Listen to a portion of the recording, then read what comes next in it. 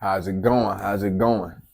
So before we get into episode 4 of No Filter, I'd like to say, please go like and subscribe, share, tell everybody, tell your grandma, tell your nieces, nephews, No Filter, we out here. This was a dope episode. Got my main man on there, Rick, the Gladiator Glenn. Go check him out.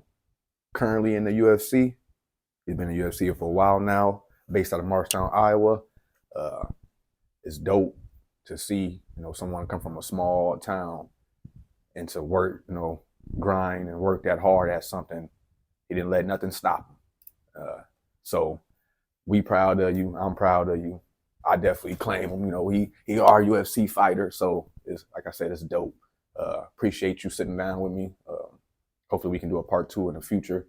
But I hope everybody enjoy. And the next fight you have, Rick, please, you already know, come out to one of my songs. And I might even pull up too. Yeah, I ain't worried about no nigga, man, I'm tryna get my shit straight. I got what she need, I give a dick, then my mixtape 0 to 100, I go land like I'm Drake. Ain't got time for the fake, too many problems on my plate. Don't tell nobody where I stay, I've been moving all day, I'm talking cruising. Some sexy striking. Hot day, we never losing, we straight. It's my party, I'm laid cake. I been spinning cake before I ball, bitch, I pray. From America to hood, all my niggas wearing J's. This no kind of bitch forever, all my niggas straight together. All my hoes be getting jealous, all my kids do what I tell them. My wrestling has improved a ton, from working with Ben Askren, a good buddy of mine. Also, we played disc golf together, and that's one of my hobbies. Work on some things we need to work on, with the bags or the footwork stuff or conditioning, and just trying to continue to grow and get better. Rick totally has, striking is unbelievable now, as you've seen in his last couple fights. The guy is high kicking people, elbowing them. His versatility is amazing. His jiu-jitsu has taken off. You can see that with the positionings that he's getting in fights as well. Riversport has just tightened up and sharpened all the... Rick has progressed greatly as a fighter. Rick came into the sport with a boxing background and not much else, but he's really developed into a full-time mixed martial artist. His wrestling is getting a lot better. His jiu-jitsu is getting a lot better. And he even got his...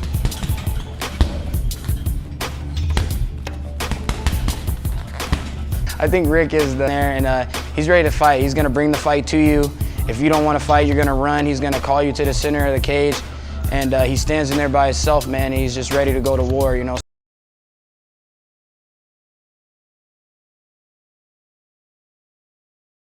So today we have Rick, the Gladiator Glenn. How you doing, bro? Doing great. Where's the Gladiator come from? My uncle gave me the nickname.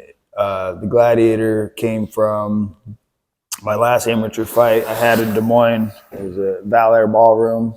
They kicked the music on. They announced Rick the Gladiator Glenn. And I was like, whoa, I turned to my uncle and he's like laughing. Mm-hmm. Right before the show started, he went to the announcer and told him, hey, call him the Gladiator. Okay. So that's where I got the nickname from my uncle. He said he gave me the nickname the Gladiator because my fighting style is, kind of like the movie The Gladiator. I was cool and calm, but went after the kill. Okay. And were you born and raised in Marshtown, Iowa, or are you? Yeah, I was born and raised in Marshtown. I lived in Milwaukee for 6 years, training at a big gym there, and then I lived in Sacramento for a few years. In about 5 years, it's almost 5 years ago, we moved back here to our hometown, Marshtown. Okay. Growing up, were you always like into fights? Like, did you have a lot of fights as a kid, or what happened? Man, growing up, we got in a lot of fights. I have an older brother, some younger brothers too, but my older brother and I grew up here in Marshtown. So Nick is older than you? Yeah, Nick is my older brother. Okay.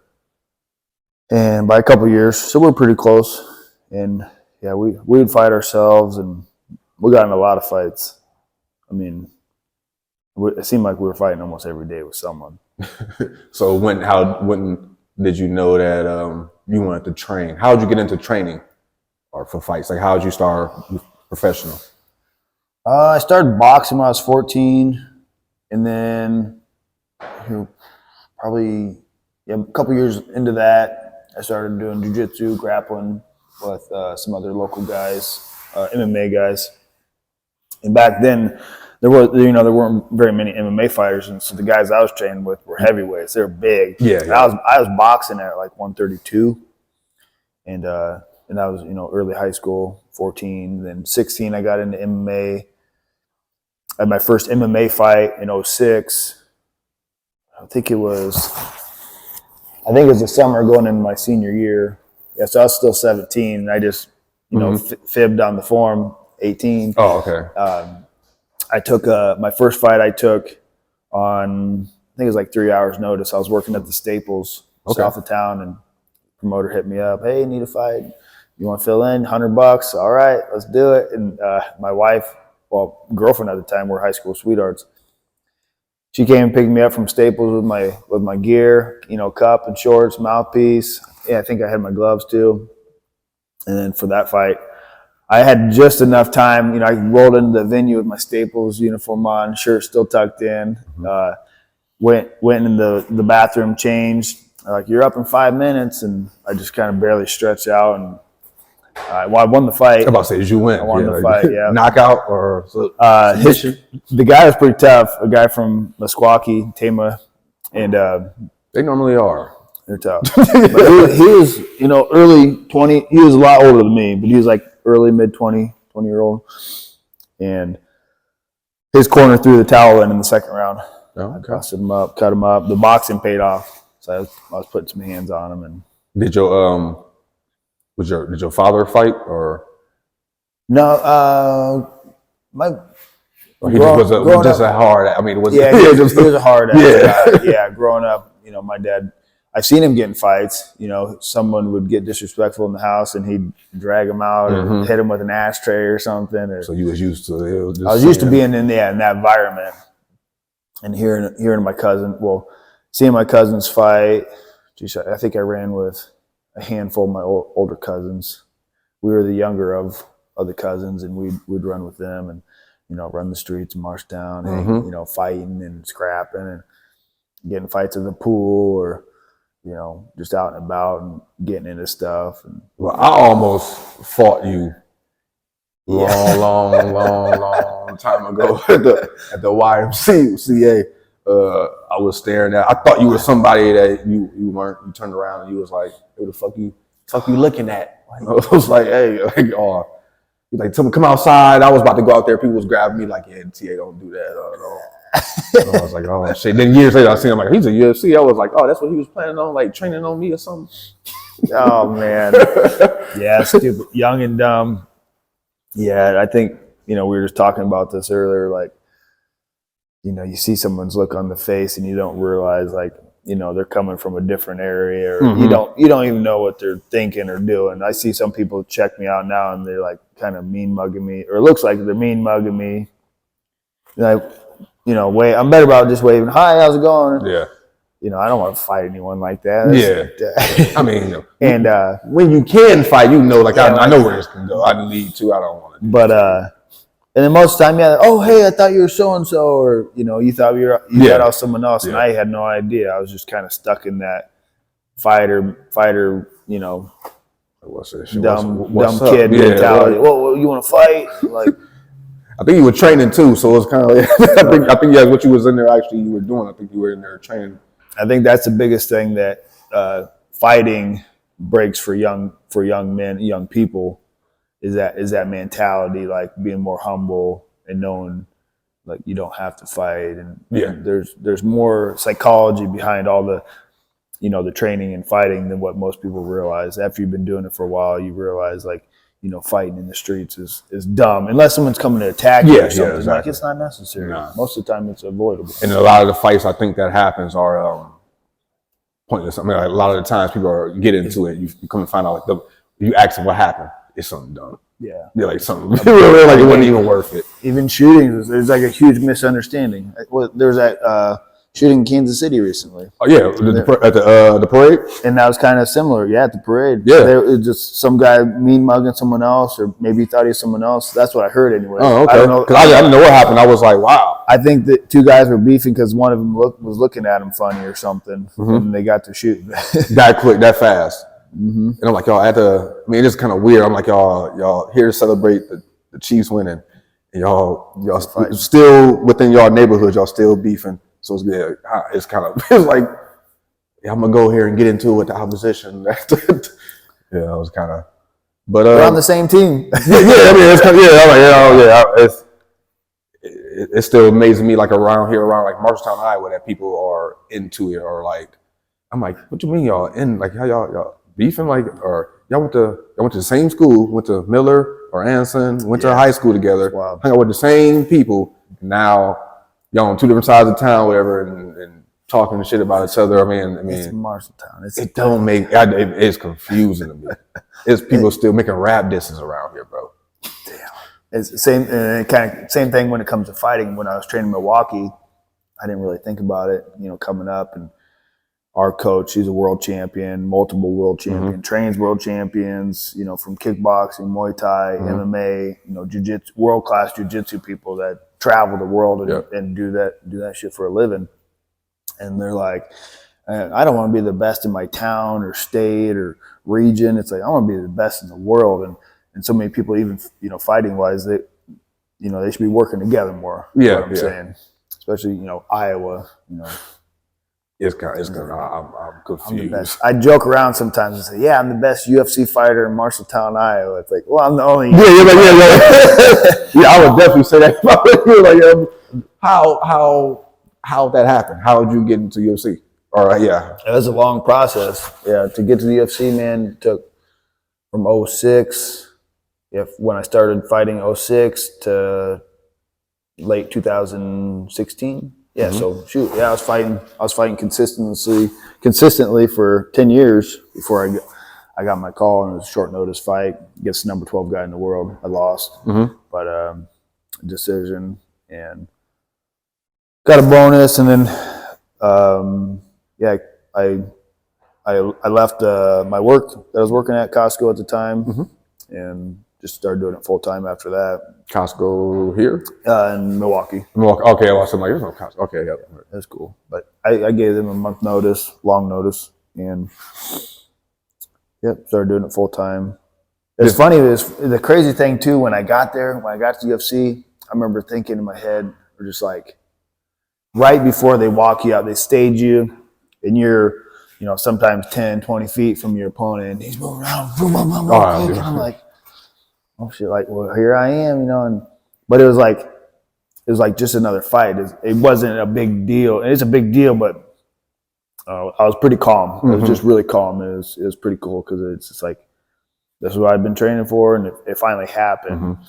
I even, I knew when I was 14 years old just to be consistent with my training, and eventually it happened. I just, I wasn't ever the most athletic or, the most talented person, but I knew through being consistent, working hard, working at it, yeah.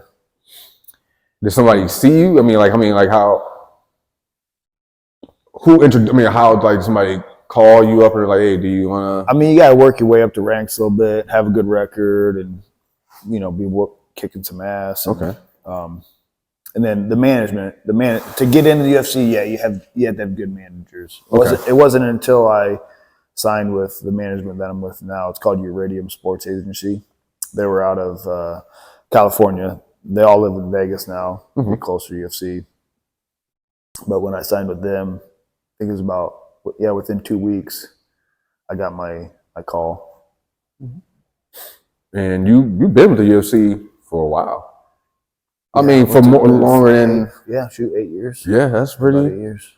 I had a couple year layoff, so I wasn't as active. Do you know what's the UFC like the average? I think it's a year and a half. So people who's in the UFC, a year and a half. An average UFC career is a year and a half. A year and a half. Damn. Yeah, and they got a lot more fighters in there now. I think they got over 700 fighters in the UFC now. Oh, that is all pretty good.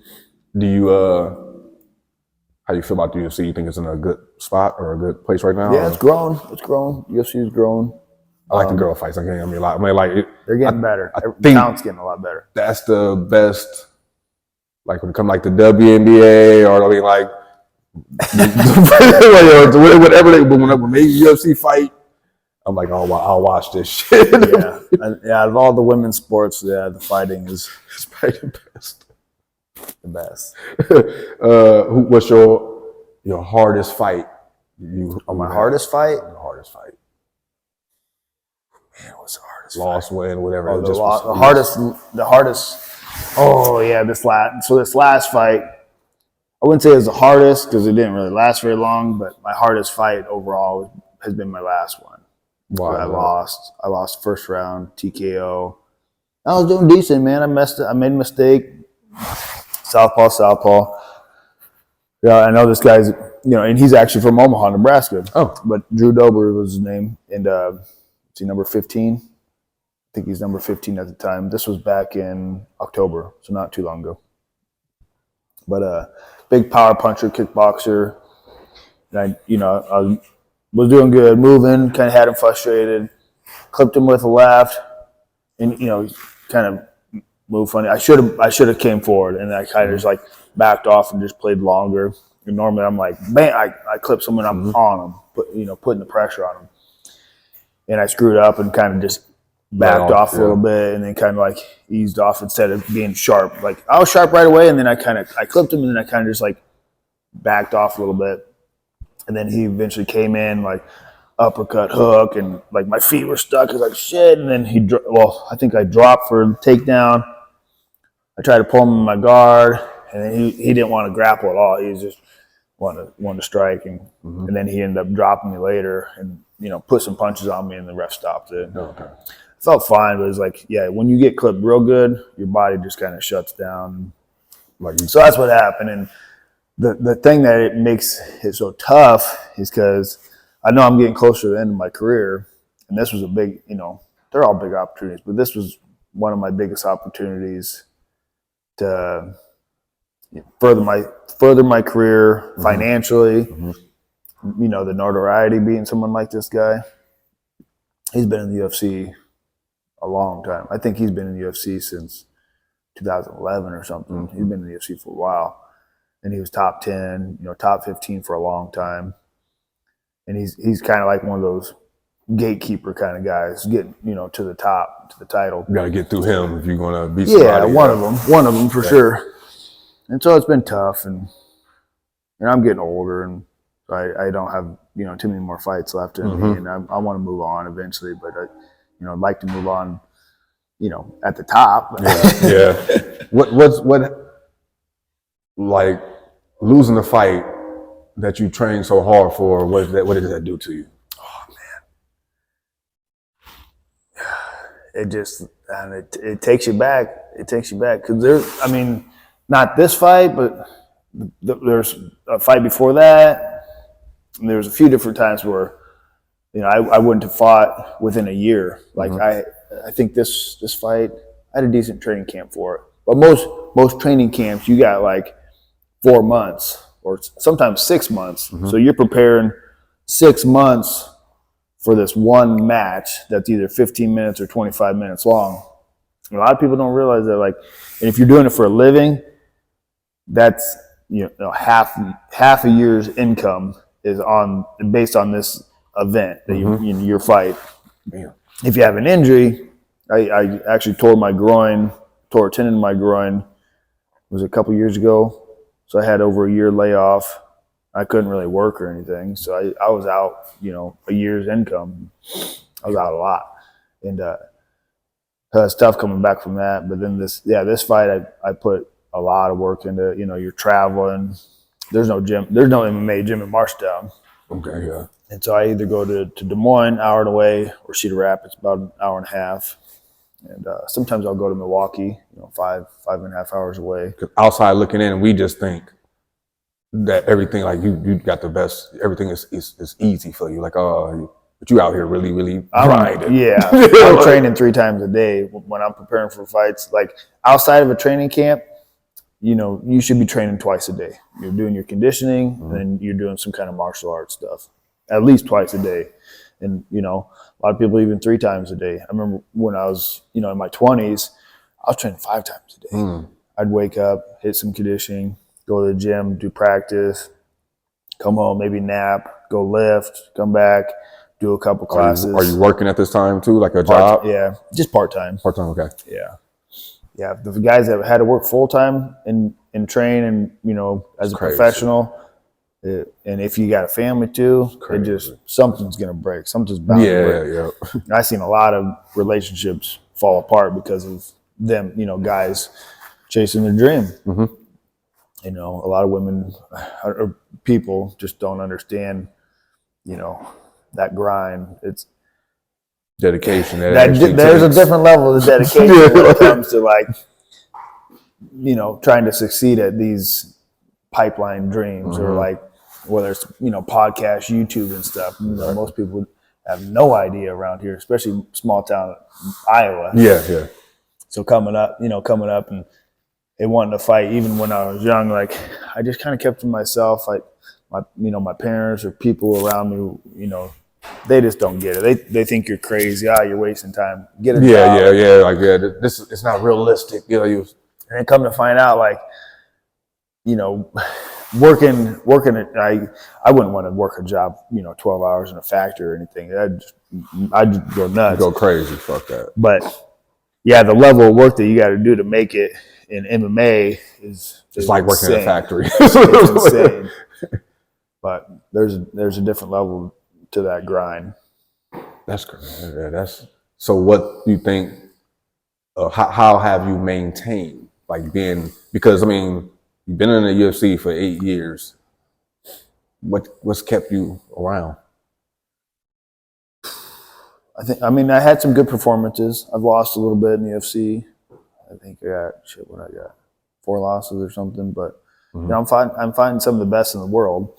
I jumped my debut fight was against the number 12 guy in the world.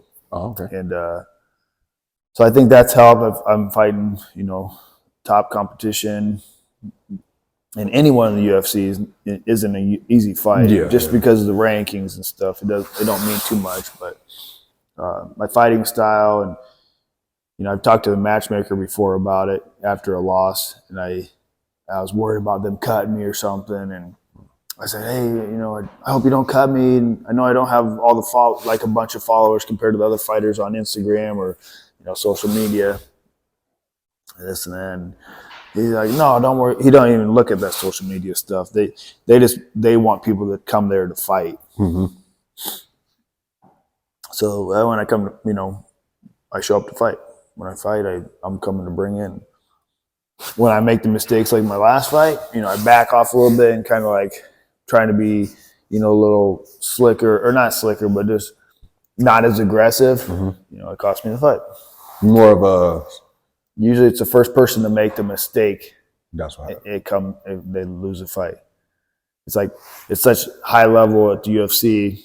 Just I've heard the comparison to the PGA tournament, that high level golfing. It seems boring to most people because they're so sharp and fine tuned, Whereas MMA, sometimes you have those matches or boxing where they're going the distance and no knockout, just a lot of points and they're winning. George St. Pierre micro adjustments fighting.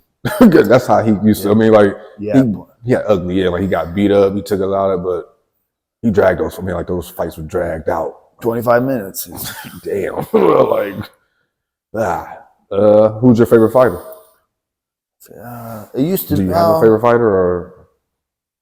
Yeah, I don't know if favorite, but who's somebody you enjoy watching? Anderson Silva. Yeah, he was my favorite fighter.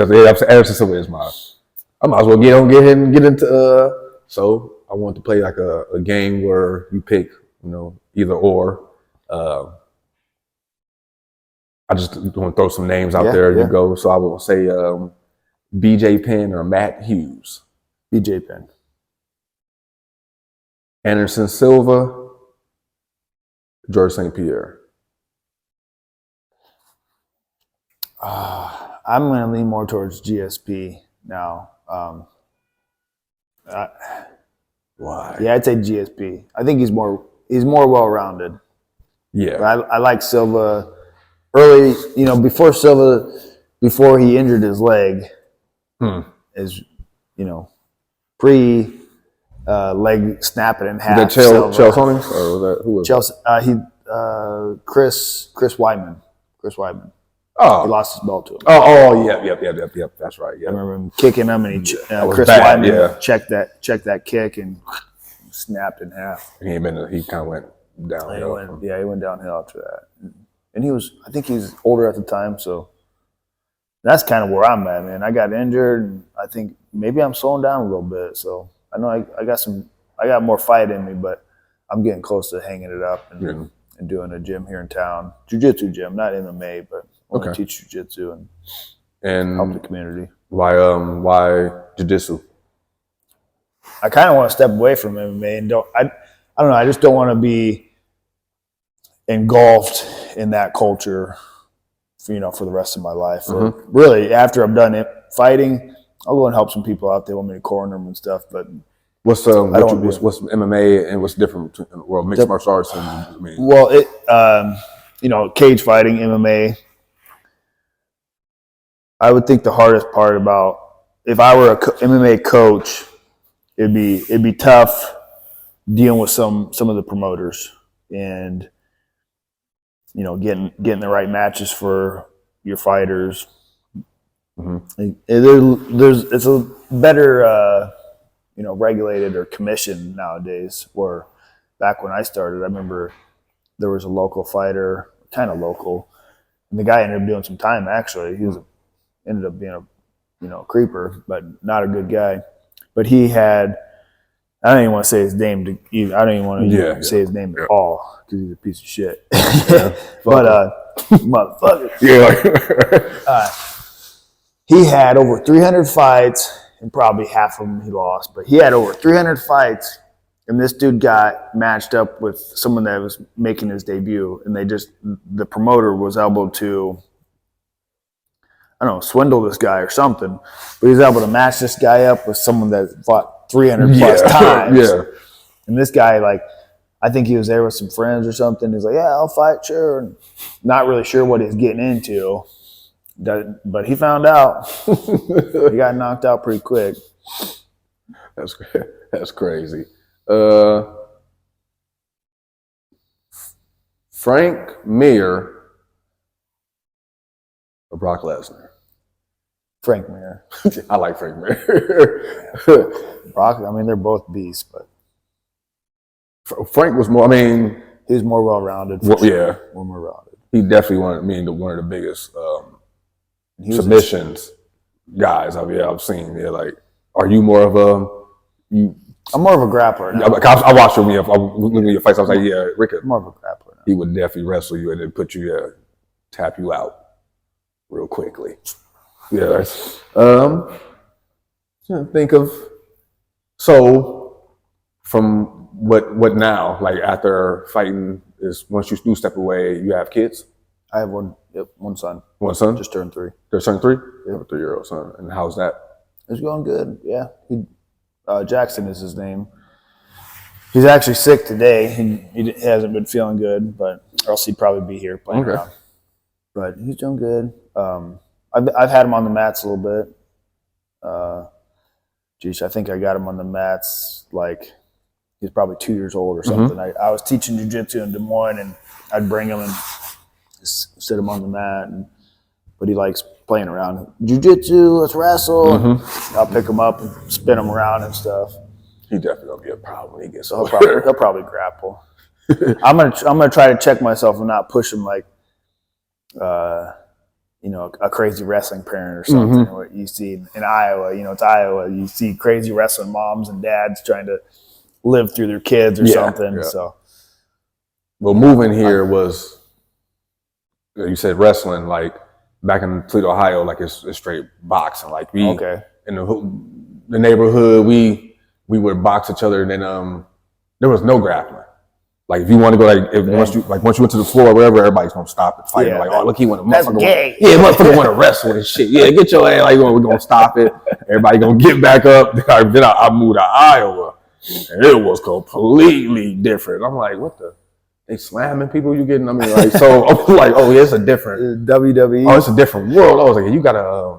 So my cousins and shit would be like, I knock on them. I was like, damn, they grab you or get a hold of you, like they ground and pound you or something. Yeah, like it's a different total. So like, it's different. There's so many different styles of fighting that I don't think people. Yeah. So you should be well. If you want to fight, You should be well rounded. You better be good on the ground and on your feet. Definitely on that ground because there's a lot of people that don't. And if you go with a bigger person, usually the best thing to do, if you're, hopefully better at jiu-jitsu, would be to grab them. If I'm going against a big, giant person, I'm going to get on them and hang on them and wear them down. You think of it like a dog fighting, like a little pit bull to a huge dog. They're gonna grab them and hang on them. Mm-hmm. Tire them out. So, that's, probably the easiest way to kill someone would be to grab them, wear them down. Yeah. Instead of instead of doing we get to swinging like you're just taking a chance of getting caught or something happening. Yeah, like a choke or whatever. Put them to sleep. Chokehold or something. Disable them. Muhammad Ali, Mike Tyson. Muhammad Ali, I think, was the greatest. He definitely. He had, his, his stance against the war and taking a stand. That was, huge for that time in the era that he was in too. Do you think you'll whoop anybody in your family? Like, yeah. He said, man, I dogged him. I just go on my back and okay, come on. Hey, I'll pull. I joke around and tell some of my family because they wrestle or they grew up street fighting and stuff. I'll let you take me down and I'll make you give up. I'll make you scream, uncle. I don't think I wouldn't. If me and you got to, or you laid on the ground, I wouldn't. Come on. I'd be like, nah, get up. If I can just grab someone's hand on the ground that doesn't train martial arts or isn't, crazy athletic, even if they are crazy athletic, but they haven't trained a little bit of martial arts, if I can just make some kind of contact with them, I'm going to get it. It's that easy. Yeah. Once if you ever start training jiu-jitsu, you're going to find out. I want to. I want mess around with just the average Joe. Because I was thinking, I'm like, it's humbling. So okay, so like if I was like, yeah, like Rick, I could probably fuck with you. And you're like, bro, no, you can't, bro. I'm just letting you know, you can't. We can play around. I don't want to. I'm not fighting or nothing, but you're welcome to come and train sometime. Okay, all right. I train in Des Moines. Okay, Henzo Gracie is what the gym is called. The jiu-jitsu gym. What's it called? Henzo Gracie. Yeah, Gracie. Is it big? Gracie is from Grace the name? It's an affiliation of Henzo Gracie. Okay. Yeah, Henzo. It's RENZO. Okay. Henzo. And why did you a quiet guy? Like what I do know about you every time I've seen you, you're not really too loud, kind of humble. Why? How do you feel about that? Like how Rampage, like how they are with their social media. Why have you never really gotten into social media? I don't know. That's just not who I am. I just don't. I thought about it, when I was younger. Like everybody know you. Like this is putting on a persona to help me like financially or something. But just it comes off stupid. I look stupid when I try to be someone that. Because you're not really. Because that's not. We can make it. We obviously if it's see not that's genuine, not it just it don't sit. It don't sit right with me. It feels funny. I agree with that. That definitely. Yeah, I guess I'm quiet. I've always been kind of quiet, I think. Did you? But I'm pretty. I think, for a fighter, Kind of weird to say, but I think as a fighter, yeah, I'm humble. From what most people would think, I'm a lot more humble than what the average person would think. I ran into an old fighter I knew in passing. We had almost been matched up years ago, the same guy. So I was out of town at an event and came across this guy. And he's, oh, hey, how's it going? But I'd seen this guy in passing since 2006. And I thought I'd fight him you know, within those 10 years, we were kind of working up together. And he started kind of spouting off a second, right? But just kind of jokingly, oh yeah, we almost fought, and I wonder what that would have been like, and like kind of trying to poke at me a little bit. It's like, yeah, I don't know, whatever. He tried to trying to create some type of. Whatever. And it is like he was like, you know, tiptoeing on that fence a second. To where I was like, you know, we can find out right now. Yeah. I didn't. Like, well, yeah, we can. Yeah, come on. How's I thought for a second, and I said, no, just shut up. whatever? Like, oh, he'll find if it was meant to be, he would have found out. And so it never is. He still. I don't think the guy fights anymore. But he was good. He had some big knockouts, and he was working up. But he never went to a major promotion or anything. But he was really good locally. Okay. How do you feel about the UFC pay? Oh shit! I mean, I want some more money. Like I see Francis just wherever he went to the boxing and they said he made way more than he ever did in UFC. Yeah. Is it bad? I mean, like, or is it? It's tough. I mean, the way I look at it, and with one of my fights, I can make like an well above average income as compared to if I was,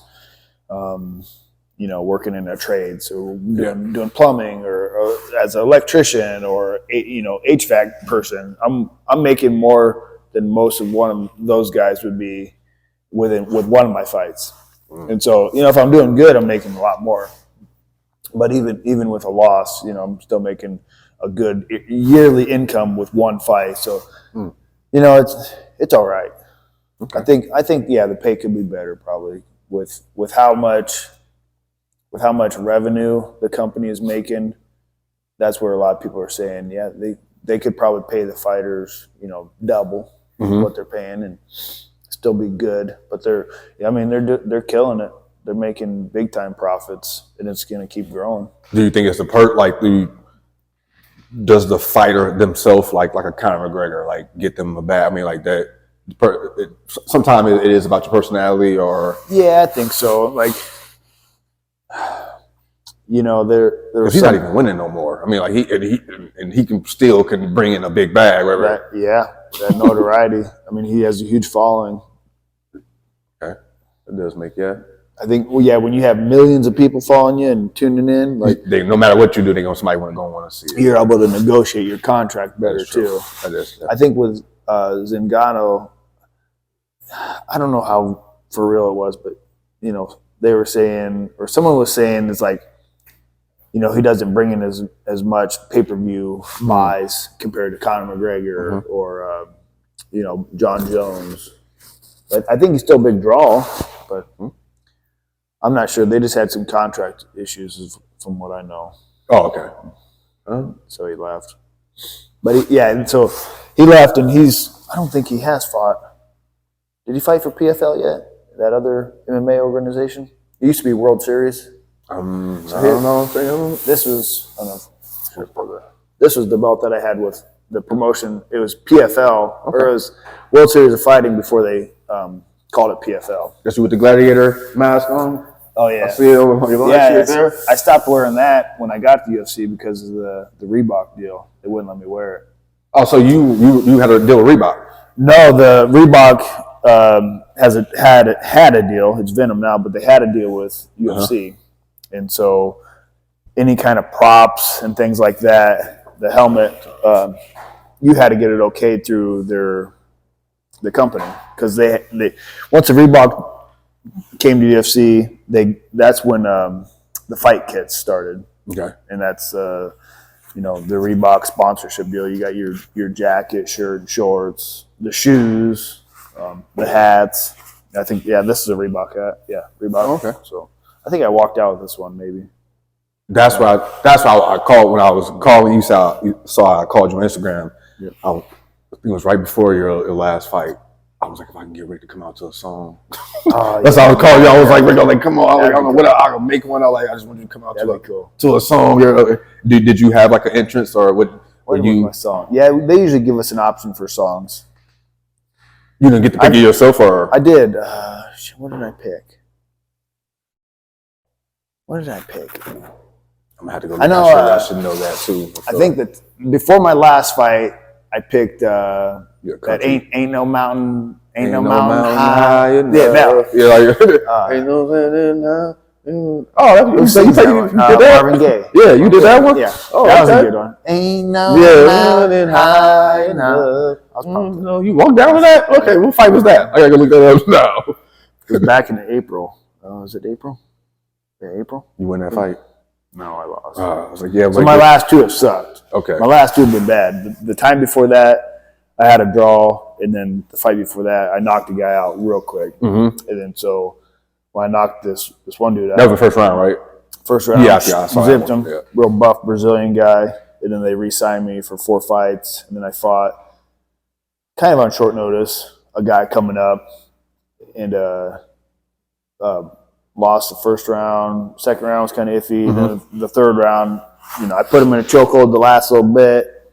I felt him go limp, and then it was the end of the fight, and the guy was rolling around. I'm pointing at the ref. He's out. Look at him. He's out. He can't get up. And he he sits up and he falls back down, and he's like this and looking somewhere else. And I'm looking at him like he's this. gone. Yeah, he's not there. Like, look at him. He can't. And then his cornerman comes over and picks him up and takes him to the corner. And he's like, what? I'm like, look at him. Like, damn it, come on. So after that, and he, I think he got into the top 10 a couple fights after that. Mm-hmm. So he's doing good. And then my last 2 fights, I lost. I got finished in the first round for both of those. So So in my last 2 fights, it was, I don't know if it's from my injury or what, but I completely tore a tendon that attached to my pelvis. Ooh. From, I don't know if it was overtraining or what, but it had been sore a little bit here and there. And then I was warming up and I went to kick someone over grappling and it snapped. So before the fight? Or yeah, before my last 2 fights, I was off for over a year from the surgery. So that might have slowed me down a little bit too. But both fights I made mistakes or just kind of hesitated on something and it cost you the fight. Do you think the fighters like how basketball is, like the new generation come in, people get old. When you fighting these younger fighters, can you feel it? I mean, do you know this it's a little too much? Like he's younger, he has a lot of energy? No, I don't think so. I think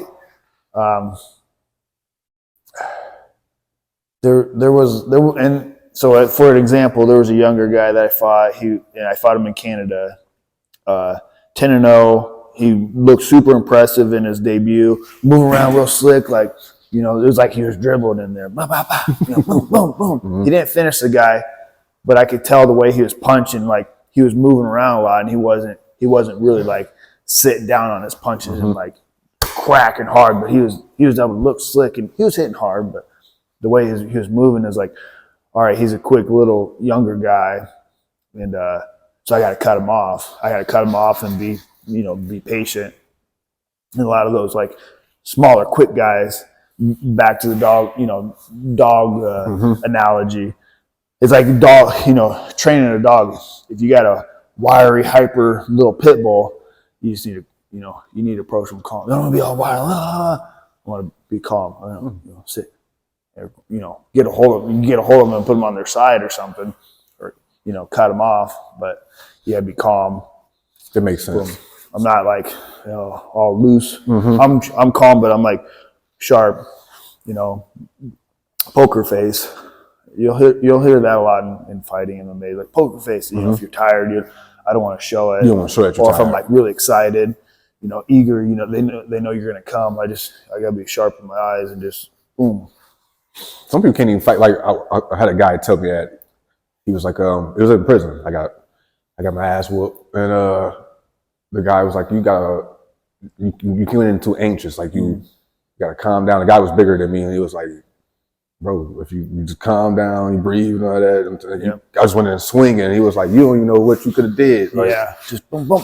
And it only takes 5 pounds of pressure to knock someone out, I guess. Even if you just touch them, but it all starts with the feet. If you got someone that's running around and moving, they don't really have enough time to plant and put one on them. Mm-hmm. But I want to, be grounded from my feet. Who was winning out of you and Nick? Oh, Nick, he was kicking my ass all the time. I never wanted to fight him. This is Nick, so Nick's my older brother. I don't know if we got to that backstory yet, but shit. And he seemed like we can get into that. We can get into that. You know, this personal side of my fighting. It started with my brother too. He helped bring me up. You know, we were fighting all the time at the playground or whatever, and he whooped my ass. And he liked to wrestle around a lot, but he's got like the rawest knockout power I've ever seen. We're at a bar one time up to Vaughn's. Oh, Vaughn's. And this guy, this older guy, I don't even think we're old enough to even be in there, but maybe I shouldn't. It's okay. Okay. But yeah, we were drinking at the bar, way before we could have been. Shit. Like I'll order a pitcher and bring it back to the guys when I'm like 16 or whatever. I don't give a shit. Yeah. But there's this guy. Shit, he's probably almost 30 or something. We were fighting older, grown men when we were teenagers, but this guy, he was arguing with one of our friends over nothing, I think, and he picked up his beer bottle, and he was like kind of coming at him like this. And my brother Nick stepped in front of him. Hey man, look, grabbed his bottles, just stop. And he's right-handed, so he went like this. He'd do that. One of these, like, boom, hey, but he was like, hey, stop, don't. And the guy, he was fucking pumped up. He wasn't that drunk, and I got around this guy, so I'm like ready, a few feet behind this guy, ready to grab him or something. And because he did set his bottle down. He might have grabbed it, but Nick's like, "Don't come towards me!" And the guy just barely started coming. Click. It was like, and I've heard Tyson say this before. Like the best combination is the 2, the 1-2, or it's like 2 punches that sound like one. It's like it's like a they come in so fast together. It's like clap or something like that. And he knocked him out with the jab. He was like, bah, and he was already going down. He didn't need to hit him with the next punch. But I was behind the guy. He was catching him. And you see, grappling and stuff, you could see, like, I've used gel in my hair when I was a kid, but this guy had gel in his hair, like a hard gel, like combed over or something, pretty boy shit. And if you, when it's hard, if you move that hair, like it'll flake. There's like gel, like dust. With being so close to him, there was like that gel, and he dropped him. As soon as he fell, I stepped over and we went out the back door. And I was like, as I'm going out the door, I'm like, what the heck? There was something that got in my eye. And I was like, it was the gel in his hair. He knocked all that gel. He hit him so hard. Like the gel dust or something, got in my eye from his head whipping back. That's funny. How did your mom, when y'all came back from fighting all the time like that, was your mom like a quiet type, or was she like, hey, like y'all need to chill out? We only lived with our mom. We lived with my mom for about 5 years when my dad did some time. So my dad had a little time, and we went to Ankeny, outside of Ankeny, lived in a trailer court for 5 years with her and her husband, stepdad. And so after my dad got out, we moved back here to Marshtown. But we'd get in fights and stuff, at school. And coming from Marshtown, going to Ankeny, it's a whole different world. Kids, and same for like these surrounding rural communities.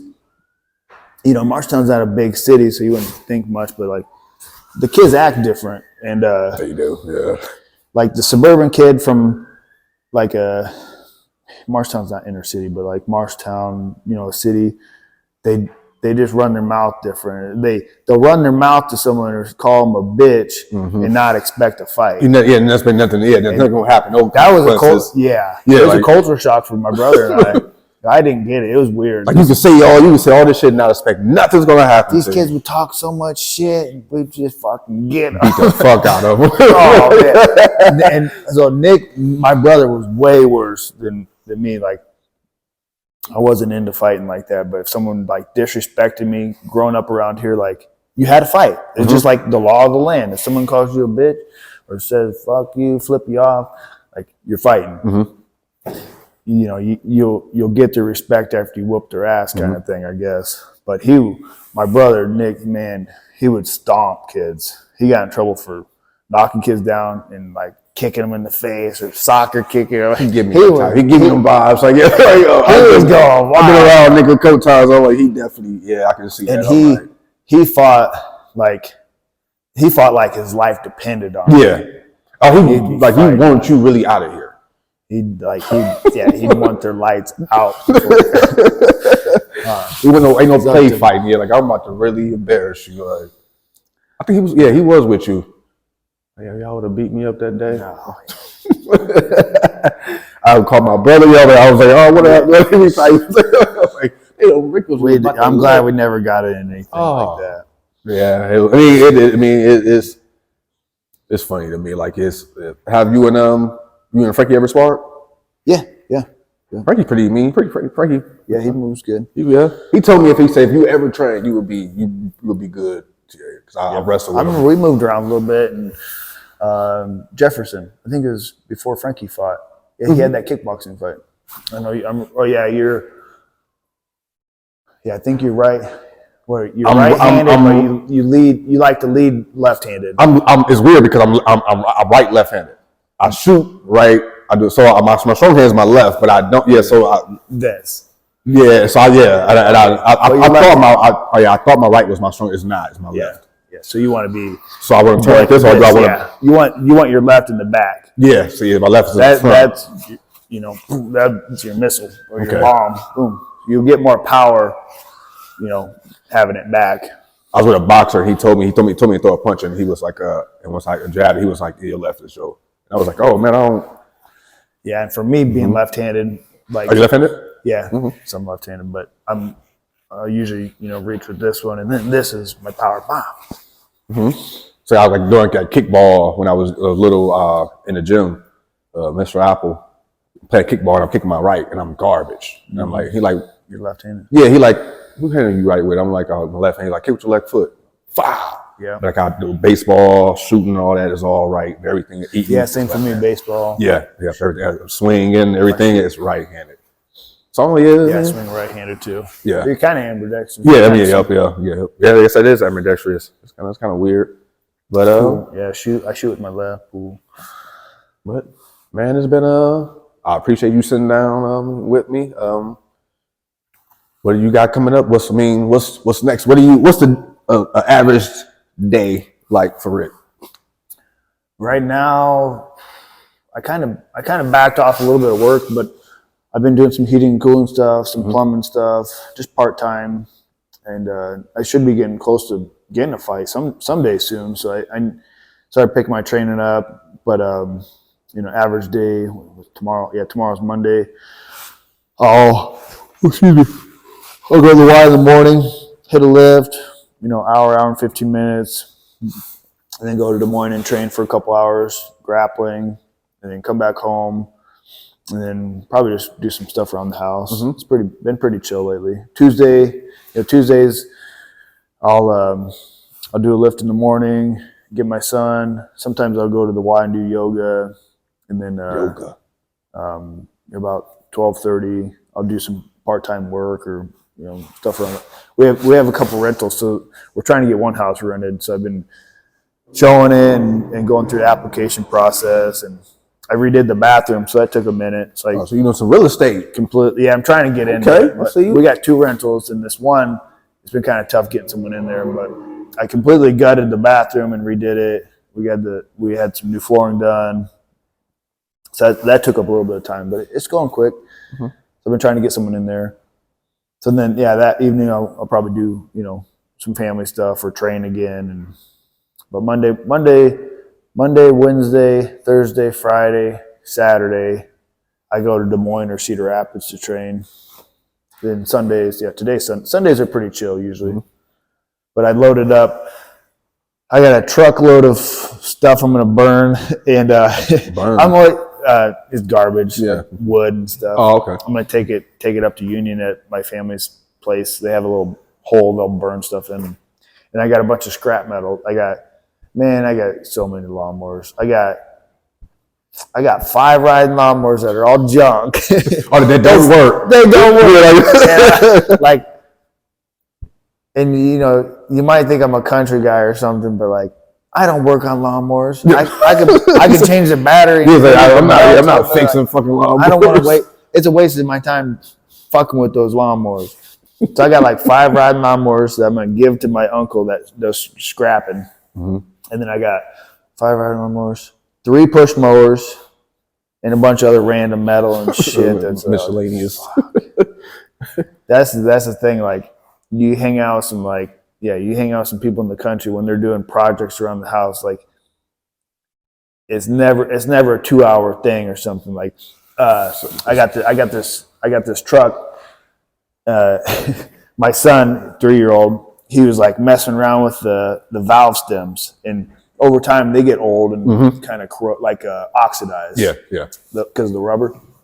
So I think from him wiggling it around, the tires lost air. Both of them, both the back tires lost air, and then it goes down, and the tires went off the rim somehow. So I couldn't just air them up. I took the tires off, replaced the valve stems, and then got the V to seat, and then put them back on. But that was like, going to town, go back. That's a half-hour drive, just that. Do the valve stem, take it off, and there's a bunch of lug nuts on the jack it up one side, take it off, do the other side. I mean, before you're all said and done, it's like there's 4 hours right there. Yeah, or a half a work shift. Like you just spent doing this. Yeah, you want to mow the yard, and your battery's dead. You got to charge it, or something breaks, and there's always something to work on. And I'm trying to clean up the yard still from the derecho. I still got to drop like 4 trees in our backyard. It's not a huge piece of land, but it's like a little narrow property with some trees on the side. It's enough. So I need to get a friend out there with a skid loader and grab stuff and move it and burn stuff. There's stuff like that I do. I got a big shed that's about as long as this. Well, almost as long as this building. It looks pretty big shed. But it's narrow. Oh, okay. It's like the size of a trailer, a mobile home. There's groundhogs and animals that have like dug under the foundation where the posts are, so it's like all sunk and it looks like shit. It's falling apart. So I need to take that down and burn it. So there's stuff like that. I'm gonna get some chickens this year. Oh, so, yeah. I actually was talking. I was thinking about that. I was like, I got a guy I used to work with from Nepal. He's Nepalian. And he said he got some chickens and he sells the eggs. Nice, yeah. Good eggs too. Yeah, that was like that actually. And he was like, yeah, and then, I mean, that's something that they don't stop. I mean, you always gonna have eggs. Yeah, you need them. And besides all the house stuff and part-time work, what I'm really looking forward to here in the near future is opening up a jiu-jitsu academy. Okay. And bringing it to the Marshtown. The nearest jiu-jitsu gym or even martial arts gym from Marshtown is Nevada. I think that's like a half hour. Oh, by Ames? Yeah. Yeah. Story County. Ames, Des Moines, or Cedar Rapids, or I think Iowa Falls. So there's nothing really around here. So I think it'll be big for the community. And yeah, I definitely agree because there's a lot of fighters here. A lot of them want to. Yes. A lot of wrestlers too. Yes. So a lot of people outside of school that have wrestled, but they don't do anything now really. I think it'd be good for a lot of people. Give them something. I mean, like if you want to, for all the people who don't want to go play basketball or football and want to go wrestle, whatever, it's get something to do. And kids are not outside now. I mean, not like they were back in the day. So I think this is something because I was telling, I seen John before I came over to see you, and it feels good out today. And I didn't see one kid outside. There's skate parks right over there. I didn't see anyone there. Nobody out there. I was like, damn, they're holding on their phone. Or if I was like, man, I was like. So I think just or something like that where we just need to keep the contact with people. I mean, human contact, because in the future it's not people gonna be so isolated. Man, you're gonna be communicating through just like I mean, never gonna have to be in a room with you. Whoever is gonna be just on this. Yeah. Hey, we could have just did this. Fuck that. Yeah, I could have just made a Zoom call. I'm like, hey, and that's how most of them are too. I do it, Zoom in my entryway or something. And Yeah, let me. I don't like. Let me. That's why I'm coming. It's always see nice to people. do them in person. Yeah, like let me come up, pull up, and see you where we can, and then we can bullshit like when the camera's off, where whoever knows what else is being talked about and all that on them Zoom calls. That's those fucking script. I don't know. It's just the world was different, way different. I know, and I know you could relate to this, and we didn't get into it too much, personal side of martial arts and like how it's helped me as a person. But I think the gym too, it's going to help a lot of people that maybe deter them away from doing meth or drugs. We're talking about Meth is, people getting into meth and fucking their whole life up. So hopefully, if some of these younger guys, got some friends out there could find that outlet, and, get that energy out. Some people, they're so pepped up in this, small town that they don't know what to do, so they just go get high with some friends, and then before you know it, that's exactly what it is. That's exactly what it is. Sitting around, just like you said, there's nothing really much to do. Is sit around, get high. What we gonna do today is like, man, shit, there's nothing to. Let's go get high. Let's go smoke. I had a friend come out to my house a couple of days ago, and he had a mental breakdown, just manic, just. I mean, he broke down to you. He broke down. Yeah. He was.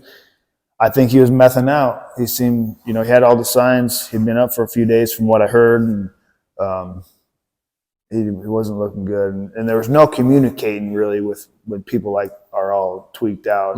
They got something in their mind that's just what they're doing. And but he wanted me to fight him. Come over here, let's fight me. He was freaking out, and hey, fuck it, fight me. Just come over here and fuck me up. And I went over there and prayed with him. I said, hey man, no, let's pray. How about that? I prayed for you, and prayed that he can realize that he's stronger than whatever addiction or bad habits he's got going on, and hopefully that he can get through that.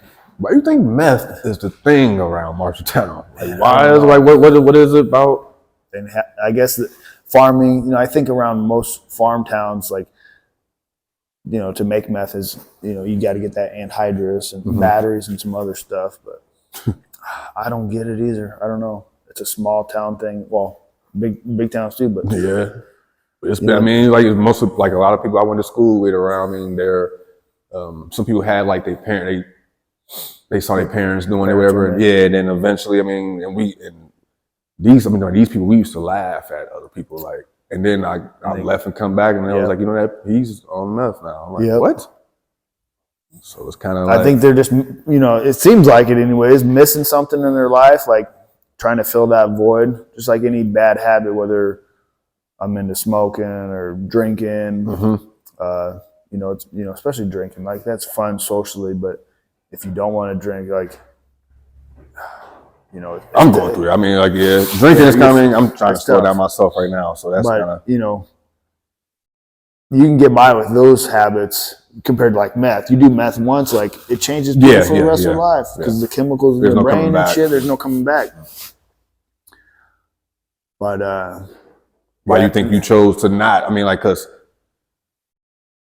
you saw your family members, you saw I haven't seen Nick in a while, but what made you stay focused, or what was I'm not gonna go down? Yeah, I don't know. I wanted to break that cycle. Our dad did meth. Nick's into that, and he didn't learn from seeing other people's mistakes, and I think that's what it's about. Just if you can see it, hey, this is how you're gonna turn out. You're gonna end up in prison, dead, or just you basically had it all laid out in front of you, so you knew you was I know what happens when you do this. It's not good. Yeah, exactly. But I'm glad I was never curious and even tried this stuff because it'll change you, I think. But yeah, even when it comes to the habits, smoking, drinking. I grew up as a kid drinking and stuff. I think I got drunk with a family member when I was 12. They got me drunk. Damn. And, I drank until I was 21. I mean, I was drinking before 12 a little bit and smoking before 12. I was real young. And, to be able to break those habits. I don't know, there's something about it. I don't want to be controlled by something I shouldn't be controlled. It's just silly. something that you're not the one in control. You're like being controlled by something else. Yeah, that's like or like nicotine or smoking or like those the nicotine pouches or caffeine. I've gone from like whether it's smoking, drinking, or like energy drinks. Even like energy drinks. Like, oh, I need an energy drink. Like I try to check myself. Like, that's like David Goggins, right? David Goggins, Navy SEAL guy. Anyone watch? I'm sure most people watching this thing, they've heard of David Goggins. If I've seen it, I don't know. But he's big on conquering your inner bitch. If you like, you really think you need something, but you really don't. It's just a bad habit. Like that's I don't know. It's like a kind of a bitch trait, really. Mm-hmm. I mean, so I want to be strong and control. Control everything you can control, and the rest is, whatever. But just the same as when I'm going in my fights, like I'm gonna control everything I can control, and when I get in there, it's up in the air. But you still, I gotta be sharp and still my shit. You still gotta control what you can control. Control what you can control. Yep. Do the best you can do, and that's the best you can do. Yep. What's Dana White like? You remember? He's a busy man. Yeah, he's a busy man. Have you had a conversation with him? Once. He's telling me a good job about something, and hey, I appreciate it. Thanks for the opportunity, and that's about it. Okay. I was wondering, like, the first time I ever met him was it 2011, 2010 or 11? They started doing this weight class that I was in. I used to fight at 145, and I tried out for the Ultimate Fighter Tough Show. Oh yeah. And I went out to Newark, New Jersey, and they run you through just a 2-minute grappling round with someone, and then a couple minutes of striking on the pads, and then if you make it past those 2 rounds, you do an interview, and then they fly out to Vegas and do medical stuff in one last interview. And I made it through all the way to the last interview in Vegas, and I just kind of froze up. I was just too quiet and chill. I should have said some wild shit. So it was the person that right there, that was about your personality more than anything else. They wanted to see some wild guys like drinking and stuff. Knocking some It wasn't just about the fighting. It was the TV side of stuff. I was too boring for it, I guess. But who that ripped the door off of that Rampage where he knocked the whole that same show. Oh, that one? Yep. So I remember grappling, and the guy I was going with, he was good, and he had me in a rear naked choke. I'm like, probably changing colors a little bit. And Dana White and some other UFC employees were at a table just like this, and I'm like just within a few feet from him. I'm like, I love the talk still. Hey, what's up, Dana? And he like smiled at me. I was able to get out, and then I got on top of the guy and did some good work, and then went to the next round, and then the interview went good there, and then they flew me out. And that last interview, I just kind of bombed it. You just didn't do what you didn't. Yeah, I wanted to do. I wanted to do something that I kind of froze. Like what the? Well, I knew what I wanted to do. After talking to him for a little bit, I wanted to tell him this was my plan. This is what I was going to do. And we're at a table like this. I'm on the end of the table, and there's some people over here. I think the reason why I didn't do it because there was a lady there. Maybe I should have told her, hey, I'm about to do this. I'm about to do this. Turn around. Like I try to watch my mouth and not cuss around women and stuff. But I think I was a little too polite. But I wanted to pull my balls out. I was gonna say, this is my plan. I was gonna say, I know why you really brought me out here. You want to see what I'm working with, and so here we go. Here's what Hey, she probably like teabag the table or something. Here's my nuts. Here's what I got. I mean, y'all in short so much. I mean, like she probably didn't see. She probably. I just whip the balls out. It's just gonna be the balls, and it definitely been a first. I think little shit, it's personal. That would have got me on the show. Yeah. That would have been cool to see you on that damn show. When I first started seeing you, I was like, is that like Rick? They're like, yeah, Rick Leonard's in the UFC. I'm like, Rick? That's tight. Like, what the fuck? So I don't know if you know, bro, but like, that's what I mean. people are bigger. I mean, it's not. It's when you make it to something, whatever. Like it's not. It's more than you now. I mean, when you make it to UFC, people will be like, okay, it's Rick, but now you represent now the town. Is like now the town is like.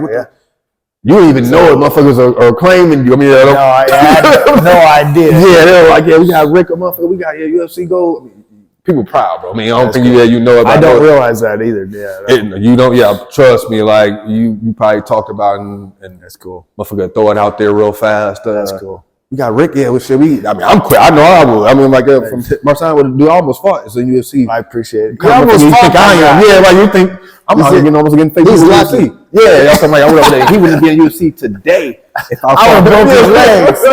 Yeah, I would have been probably in a wheelchair somewhere, but I don't know what he would do. Oh man! So it's kind of funny just to talk about. Like, so I was like, I need to get Rick on here. That's like, cool. Man, so I mean, I appreciate, man.